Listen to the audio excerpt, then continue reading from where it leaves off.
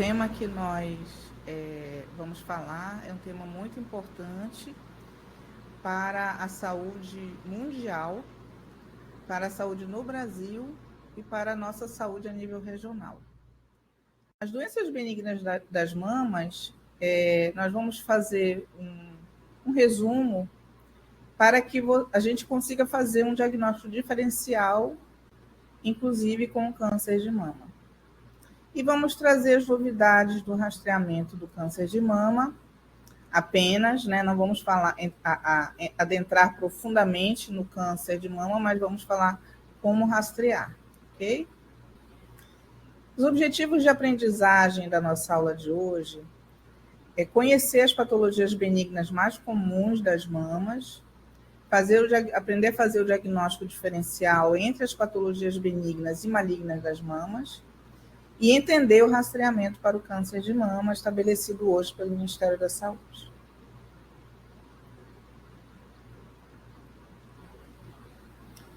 E, para nós iniciarmos, eu acho de suma importância o conhecimento da anatomia e também a ênfase no exame clínico da mama, que nós chamamos de ECM. Aqui nós temos uma imagem de frente da mama, né?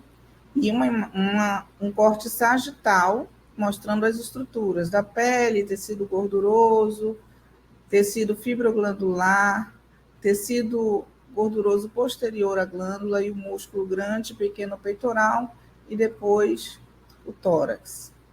E também a divisão da mama nos 4 quadrantes, os quadrantes 2 superiores, 2 inferiores, 2 mediais e 2 laterais. Lembrando do exame da mama pela manobra de Wilcox, em sentido horário, pela manobra de Blood-Good, que é o dedilhamento, em sentido horário ou sentido radial. É uma técnica simples que até o médico clínico, na sua unidade de saúde, quando houver necessidade, consegue fazer. E quais são as patologias benignas que nós iremos ver? Nós falaremos de uma forma sucinta no fibroadenoma, na doença cística, nos cistos, papilomas, ectasia ductal, tumor filoides, e existem outras condições de menor frequência, que é a adenose, os lipomas e o amartoma, que é também chamado de fibroadenolipoma. Aqui na verdade, eu fiz um quadro em que faz uma correlação entre todas as doenças ou alterações benignas. Então, aqui a gente tem, na primeira coluna, a mastalgia, que no dia a dia do consultório de mastologia, ela vem com muita frequência. As alterações fibrocísticas também. Dentre os tumores benignos, o fibroadenoma é o mais frequente e o cisto mamário, também é importante seu estudo, porque na palpação ele pode ter uma aparência de nódulo, porém é um nódulo cístico. O papiloma intraductal, que é um tumor pequeno, e pode dar como sintoma a descarga papilar, né? E o tumor filoide, que tem menos frequência, porém tem um crescimento aumentado. O lipoma, que é um nódulo de gordura que pode ocorrer em qualquer parte do corpo, inclusive na mama. E as doenças infecciosas, a mastite, abscesso, os mais frequentes são no período lactacional, mas existem algumas mastites crônicas que têm um manejo até mais complicado e que podem acontecer. Nos homens, porque a mastologia não é só uma especialidade para as mulheres, mas para os homens também, temos como principal queixa a ginecomastia. E aí a gente precisa estar estudando também essa alteração no homem. O que a gente vê aqui na 4ª coluna fala sobre o diagnóstico diferencial. Então, quando você vê o diagnóstico diferencial de todas as alterações, praticamente todas nós precisamos fazer o diagnóstico diferencial com o câncer. E é isso que chama a atenção, e é isso que faz com que a paciente ela corra para o atendimento com o médico. E claro que na atenção primária, o médico clínico é o primeiro que vai acolher e atender essa paciente.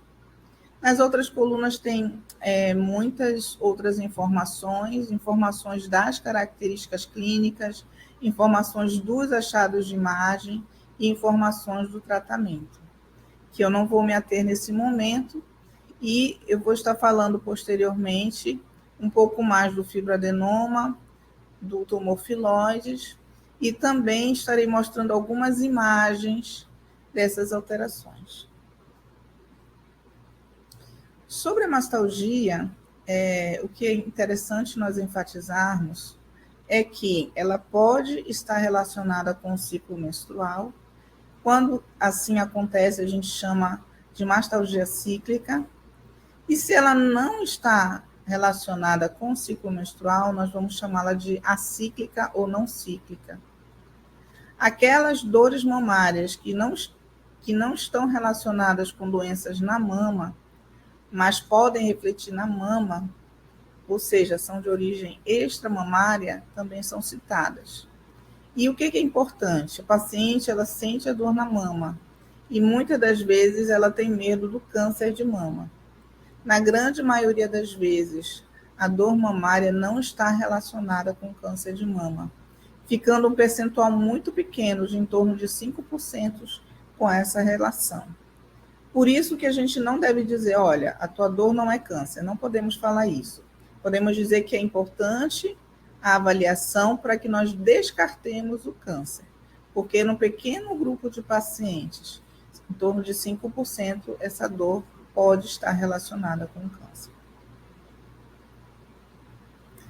Eu trouxe aqui algumas imagens para que vocês conheçam, no acompanhamento dessas alterações benignas, o que vocês podem receber em alguns exames de imagem. Aqui eu trouxe o ultrassom das mamas, mostrando na primeira imagem um cisto simples.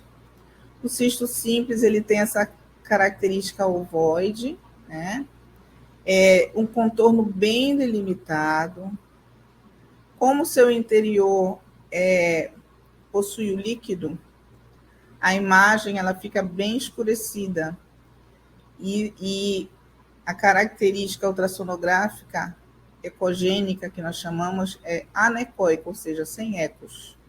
Então, essa imagem pelo ultrassom é chamada de anecoica. Você observa que após a imagem existe o que a gente chama de reforço acústico posterior. Então, é uma imagem que dá bastante tranquilidade para a gente. Na classificação do BIRADS, ela é categoria 2, ou seja, de achados benignos. E apesar de, às vezes, a paciente sentir dor no local, sentir um nódulo, é uma alteração benigna, que ela não precisa se preocupar com câncer. A segunda imagem é uma ectasia ductal, ou seja, uma dilatação de ductos, mostrando, né, a presença de líquido e a dilatação desses ductos. Geralmente a gente considera uma ectasia ductal a partir de 4, 5 milímetros.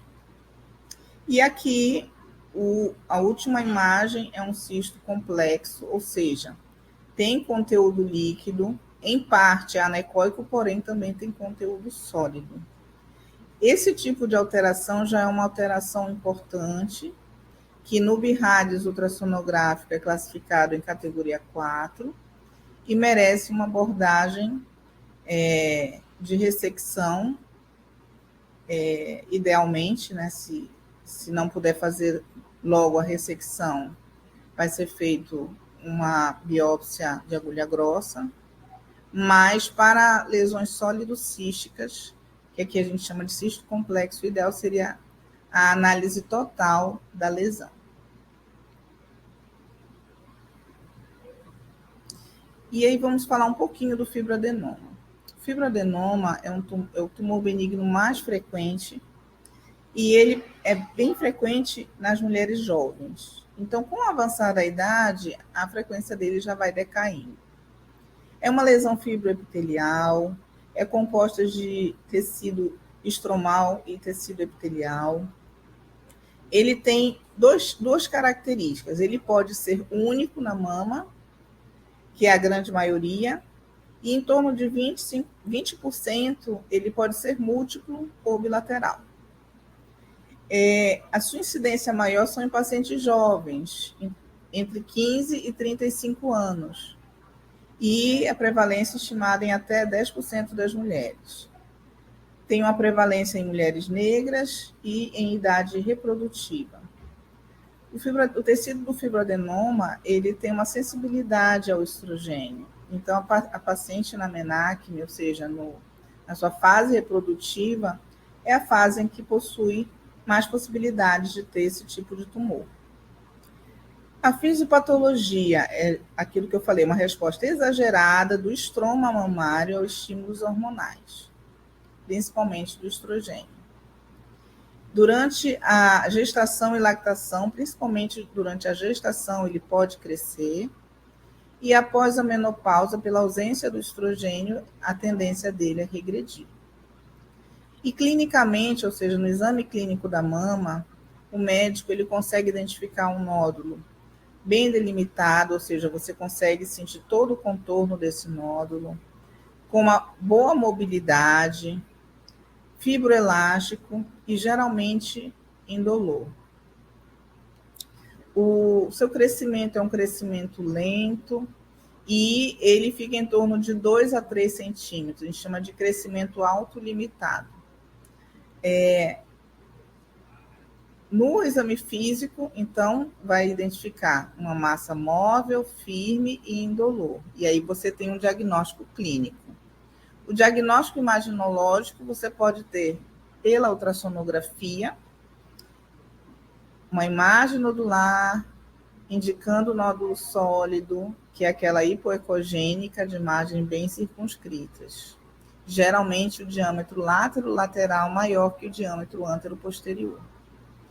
A mamografia, em pacientes acima de 40 anos, geralmente vai estar relacionada ao nódulo denso, arredondado, por isso, às vezes, ele vai ser classificado tanto na ultrassonografia quanto na mamografia como categoria 4.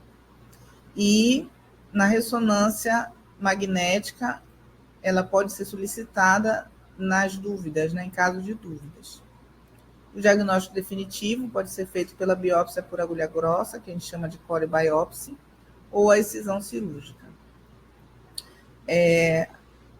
No dia a dia, nem todos os fibroadenomas nós vamos indicar a ressecção. A indicação vai ser principalmente acima de 2, 3 centímetros, nódulos mais superficiais que vão estar encostando na pele, e aí sim, se ele começa a encostar na pele, ele pode começar a ficar doloroso. E também naqueles casos em que a paciente se incomoda tanto com o nódulo que ela tem dificuldade, ela tem ansiedade, ela tem dificuldade de dormir porque ela sente o nódulo. E aí, nesses casos, é importante a retirada para que a paciente se sinta melhor. Diagnóstico diferencial com cisto mamário, com tumor filoides, inclusive com carcinoma mamário em pacientes acima de 35 anos. A conduta em parte dessas pacientes vai ser a observação clínica com acompanhamento da imagem a cada 6 meses ou a cada ano, certo? Naquelas lesões estáveis. E naquelas lesões maiores ou que demonstrem algum tipo de crescimento, a indicação da retirada. O prognóstico é bom porque ele é um tumor benigno, ele não tem risco de transformação maligna, na maioria dos casos, o risco é muito baixo, em torno de 0,3%, 0,5%. Eu só vi um na minha vida, tem uns 30 anos que eu vi um caso de carcinoma em fibroadenoma, a paciente tinha 50 anos, mas nunca mais vi nenhum, caso raríssimo. Por conta de estudos, de risco relativo, existe um pequeno aumento, então, desse risco de câncer quando esse fibroadenoma ele é complexo, tá? E alguns tipos especiais que fogem à regra, é o fibroadenoma gigante, acima de 5 centímetros, e o fibroadenoma juvenil, que tem um crescimento rápido em adolescentes. Aqui eu trouxe algumas imagens, a primeira do ultrassom de mama, mostrando o diâmetro lateral maior do que o diâmetro antero-posterior, e um nódulo com contorno bem delimitado, e sendo uma imagem hipoecóica, bem homogênea. Na mamografia, aqui embaixo, nós vemos um nódulo calcificado, bem característico do que a gente chama de fibroadenoma calcificado, e na ressonância mostrando um nódulo grande, paciente adolescente, que foi caracterizado como fibroadenoma juvenil, também que é raro. Outro caso que eu trouxe para detalhar um pouquinho mais foi o tumor filoide. Por conta de ser um tumor que cresce e que acaba sendo confundido ou com câncer, né? Ou em algum momento ele pode ter essa transformação. É uma neoplasia fibroepitelial rara, de 0,3% a 0,9% das neoplasias mamárias, e que tem uma caracterização de proliferação desse estroma, tá? E como é um tumor misto, né, ele tem tanto o estroma quanto o epitélio. Seu nome vem do grego, filóide de folha, devido ao seu padrão histológico. Ele é mais comum, diferentemente do fibroadenoma, em mulheres mais velhas, né, que têm mais idade, 35 a 55 anos. É raro em homens e pode atingir apesar de ser mais frequente numa uma faixa etária mais avançada, ele pode ocorrer em qualquer faixa etária. A sua fisiopatologia, a origem no estroma intralobular, através de estímulos hormonais, semelhante ao fibroadenoma. A Organização Mundial da Saúde, ele subdivide o tumor filoides em 3 categorias, conforme a sua histologia. Então, em torno de 60% são benignos, em torno de 20% são borderlines, ou seja, um caráter intermediário, e em torno de 20% malignizam. E o que chama mais atenção nesse quadro clínico é o seu crescimento rápido, tá?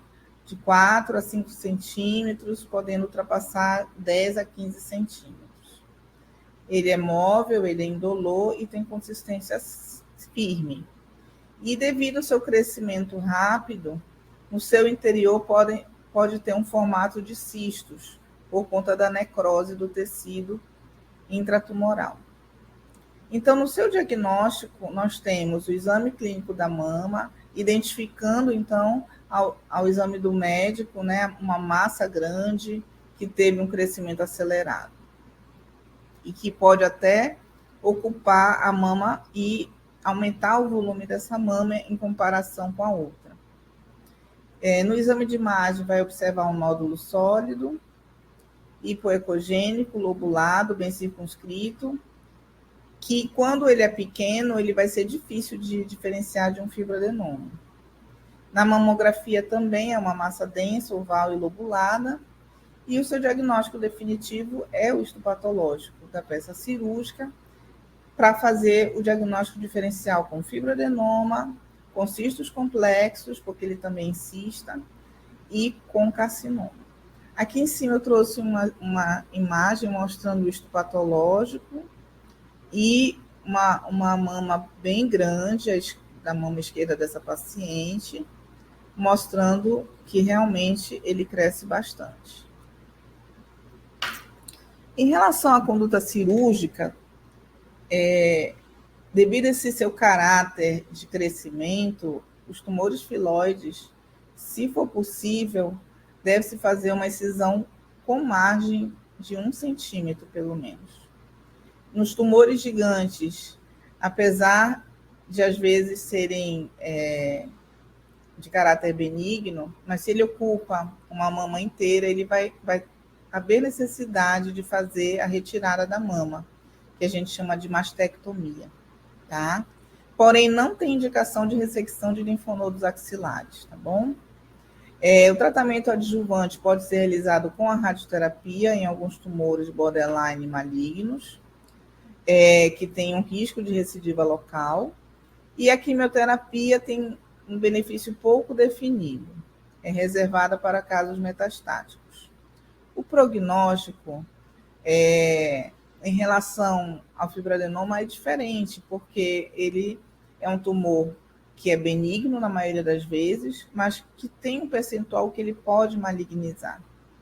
E como ele tem uma origem mesenquimal, a metástase dele é hematogênica e principalmente vai para pulmão e ossos. A sobrevida nos tumores malignos vai ter realmente um prognóstico reservado. Nesse artigo argentino, eu trouxe umas imagens. E aqui nós temos uma imagem, uma paciente jovem, se eu não me engano, uma paciente em torno de 18, 20 anos. Esse tumor ele tem 10 centímetros, tá? Ele ocupa toda a mama da paciente. Aqui no meio, o ultrassom mostra que tem áreas císticas. Aqui nós temos a peça histopatológica. E acima nós temos a lâmina, mostrando nessa parte rosa que é a grande quantidade de tecido estromal e essa linha escurinha é o tecido epitelial. Outra entidade clínica que a gente estuda na mama é o papiloma intraductal. Aqui eu trouxe só as imagens, mas em geral ele ocorre também acima dos 40 anos, 40, 45, 50 anos, e a apresentação clínica é da descarga papilar, que geralmente vem ou transparente, que é chamada também água de rocha, ou sanguinolenta. E aqui nós temos a imagem do ultrassom mostrando o ducto com a presença dos papilomas no seu interior, aqui também com a presença do papiloma e com uma vascularização. E uma imagem de macroscopia mostrando o papiloma, né, com a abertura do ducto e mostrando o papiloma.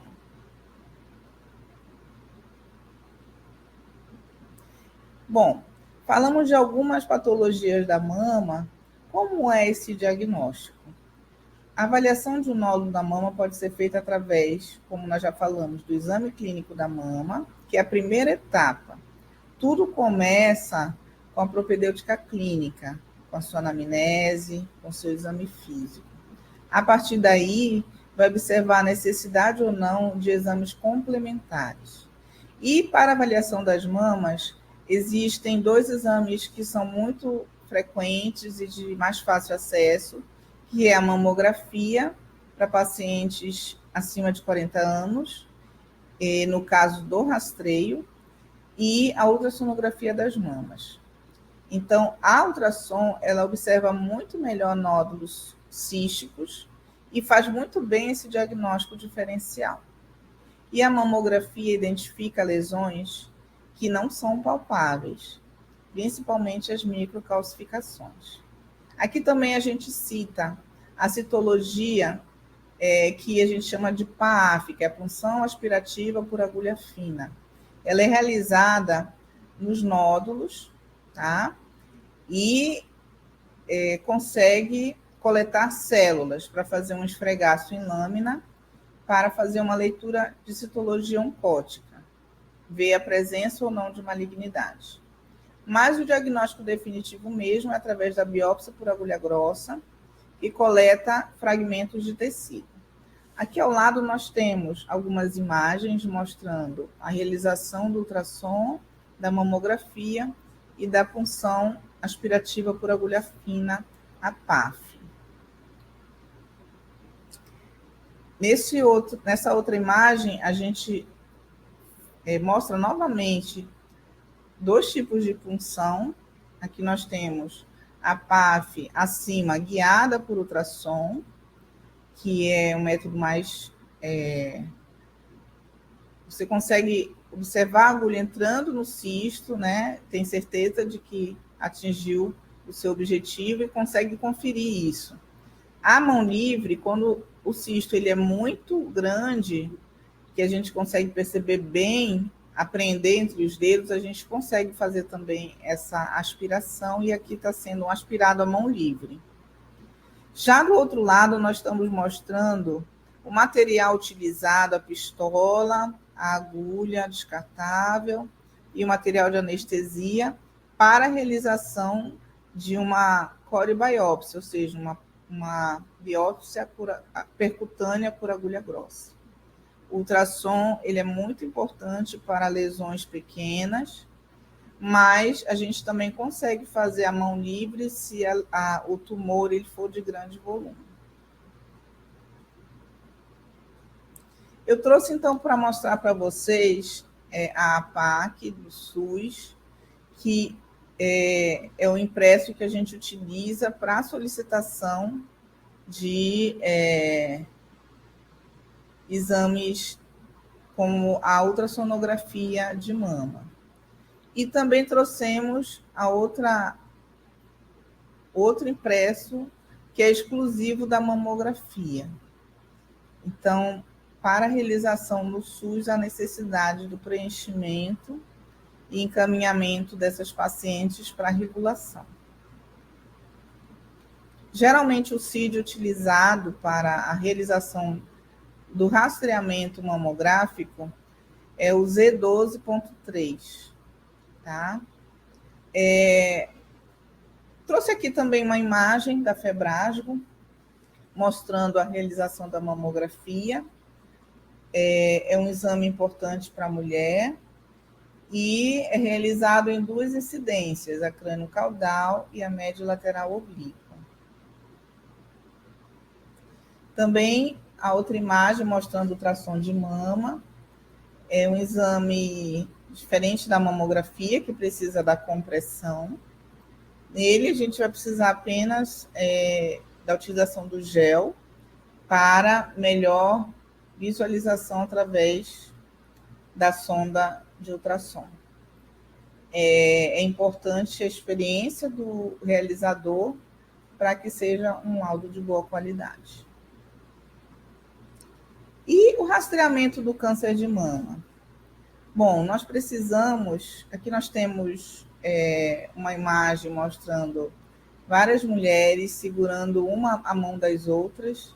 Foi uma imagem que eu trouxe do Hospital Albert Einstein e que mostra que é importante esse acolhimento dessas mulheres, de todas as mulheres, independente do câncer, mas as pacientes que têm o diagnóstico do câncer, estão em tratamento, já fizeram tratamento, elas precisam ser acolhidas. Aqui à direita nós temos uma imagem de uma paciente mutilada, mastectomizada bilateralmente, está viva, né? Graças a Deus, mas para que pudesse tratar o câncer, ela teve que fazer uma cirurgia radical. Hoje em dia nós temos tratamentos mais conservadores, com técnicas oncoplásticas, que procura preservar a mama dentro do possível, sem ter prejuízo oncológico. E no caso de uma cirurgia mais radical, a realização da reconstrução é importante. Pode ser uma reconstrução na mesma cirurgia, que a gente chama de reconstrução imediata, ou uma reconstrução após algum tempo da cirurgia principal. Aqui eu trouxe uma roda mostrando os fatores de risco para o câncer de mama. São fatores conhecidos como o gênero feminino, a exposição aos estrógenos, ou seja, paciente que tem uma primeira menstruação muito cedo e tem uma menopausa muito tardia, pacientes que não amamentam, ou amamentam pouco, ou amamentam com mais idade avançada da primeira gestação, como eu falei ainda há pouco, menarca precoce, que expõe mais aos estrógenos, menopausa tardia, excesso de peso. O excesso de peso faz com que haja uma conversão periférica de mais estrogênio e aumente essa exposição aos estrógenos. O tabagismo, o consumo de álcool. Hoje, a gente percebe na anamnese das pacientes um incremento nessa ingesta de bebidas alcoólicas. Eu tenho feito sempre um inquérito com as minhas pacientes e observo que, na maioria das vezes, elas bebem cerveja, em torno de 5 latinhas, que dá 1.750 ml, ou seja, quase 2 litros de bebida alcoólica.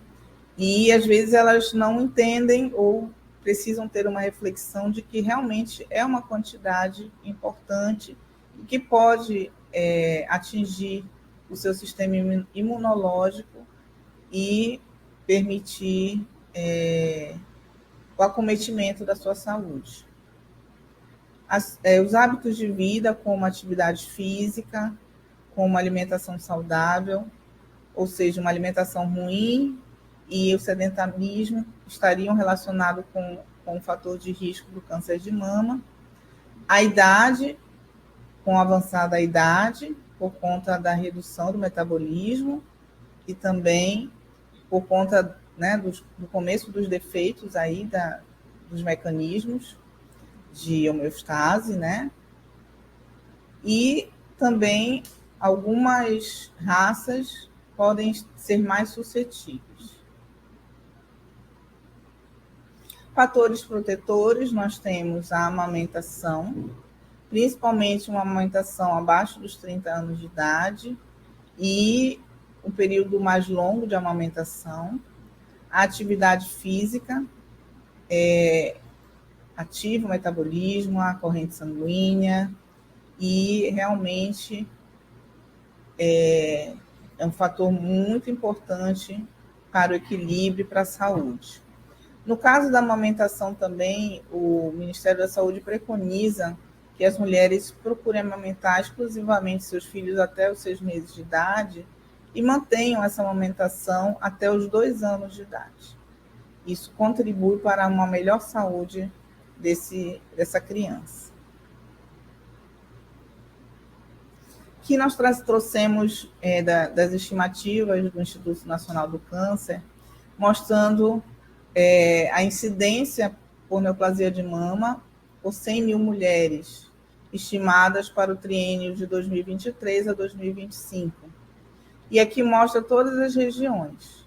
A gente observa que a região sudeste é a mais populosa em termos de câncer, são quase 40 mil casos estimados, e a região norte é a que tem menos número de casos, sendo que, dentre a região norte, o Pará é o que detém a maior quantidade de casos, em torno de 1.000 casos.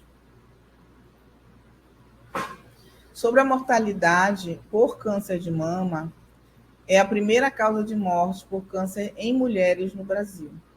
Então, é muito importante o estudo do câncer de mama e a luta para que realmente se faça um rastreamento de qualidade com o objetivo de identificar lesões iniciais, tratá-las de forma conservadora e salvar a vida dessas mulheres. Vocês observam aqui, nessa figura, que nós temos todas as linhas com manutenção ou crescimento em mortalidade. Você não vê nenhuma dessas linhas declinando, né, reduzindo a quantidade de mortes. Então, significa que nós precisamos ainda trabalhar muito pela saúde dessas mulheres.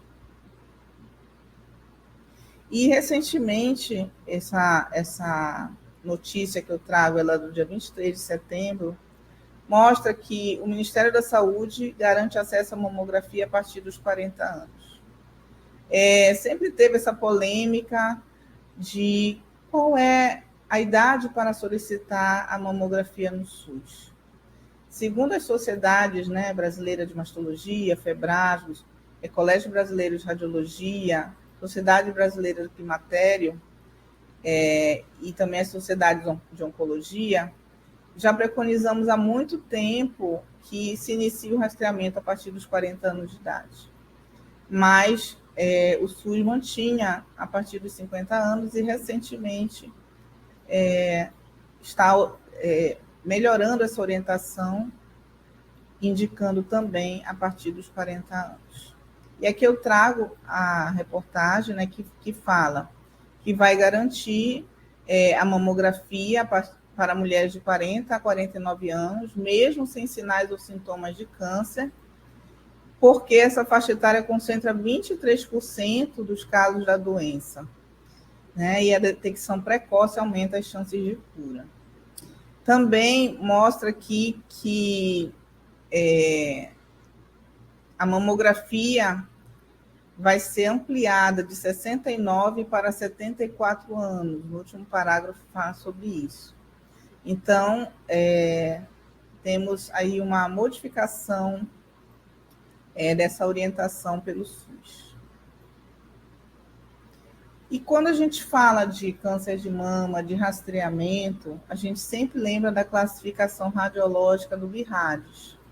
Aqui eu estou trazendo a classificação, onde a categoria 0 é um exame conclusivo, você precisa realizar aquisições adicionais da mamografia, ou mesmo solicitar um ultrassom, ou até mesmo uma ressonância, para que se complete, né, a avaliação dessa mama e você possa, então, finalizar o seu laudo. Categoria 1 não tem nenhum achado, é um exame normal.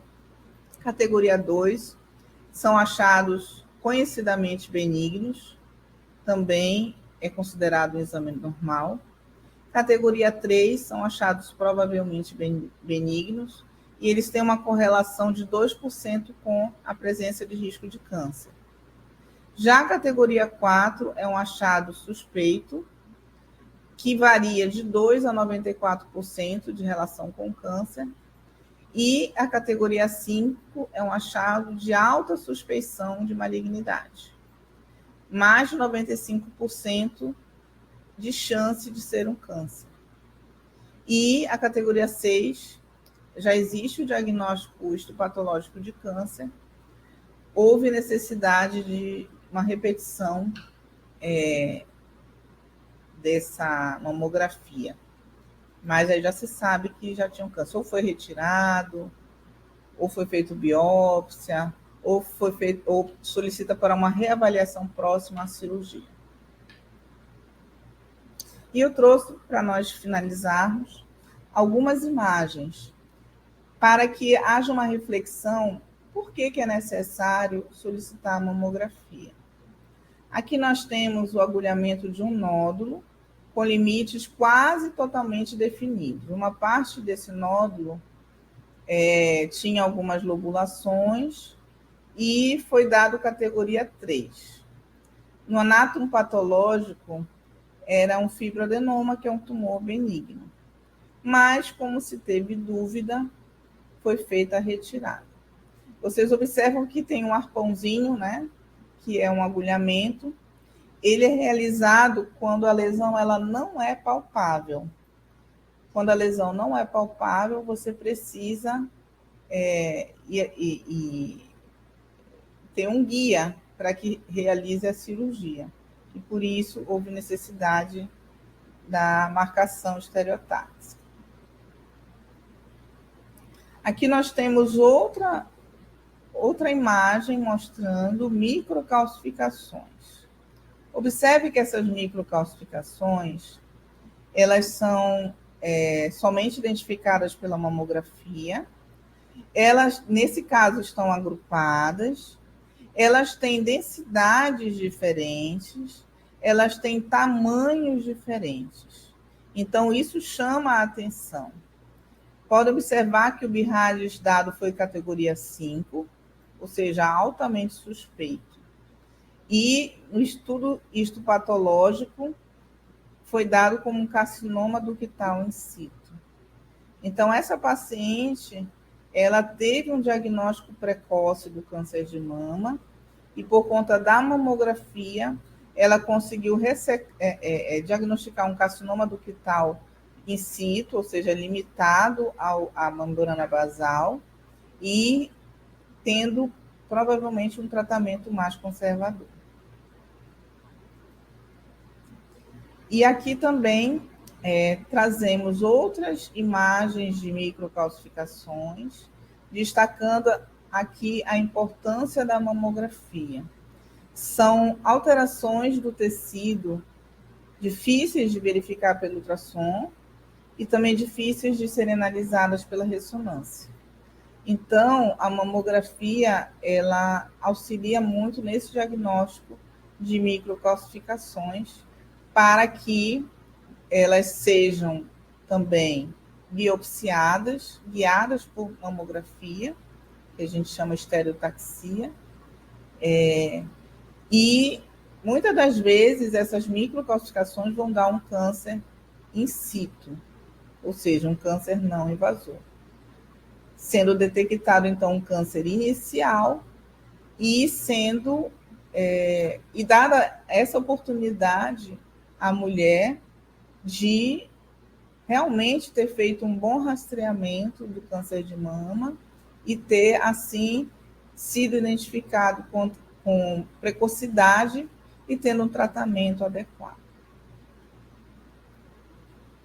Aqui nós mostramos a técnica para a retirada de biópsia guiada por estereotaxia. Aqui é uma mamótomo e uma mesa dedicada, onde a paciente deita de bruços. A mama que vai ser biopsiada, ela fica pendente na parte inferior da mesa dedicada, encostada, né, no mamógrafo, e existem 3 coordenadas, X, Y, Z, que vão indicar a localização mais próxima, exata, para a realização da biópsia. Aqui ao lado vocês observam os fragmentos, são fragmentos de boa qualidade, e a radiografia desses fragmentos mostram a presença da lesão nos fragmentos retirados, comprovando que foi acertada a lesão. Então, muito importante esse exame para as microcalcificações. Então, voltamos para os nossos objetivos de aprendizagem, que foi conhecer as patologias benignas mais comuns das mamas, fazer o diagnóstico diferencial entre as patologias benignas e malignas das mamas, entender o rastreamento para o câncer de mama. Essas eram as minhas considerações, espero que tenha ajudado. E estamos iniciando com o pé direito, Outubro Rosa, né? Falando sobre um assunto que é importante e que precisa ser divulgado para que muitas mulheres tenham suas vidas salvas. Vocês viram que quando o diagnóstico é precoce, o tratamento é bem realizado e tem menos mutilação e a mulher acaba tendo um tratamento mais adequado.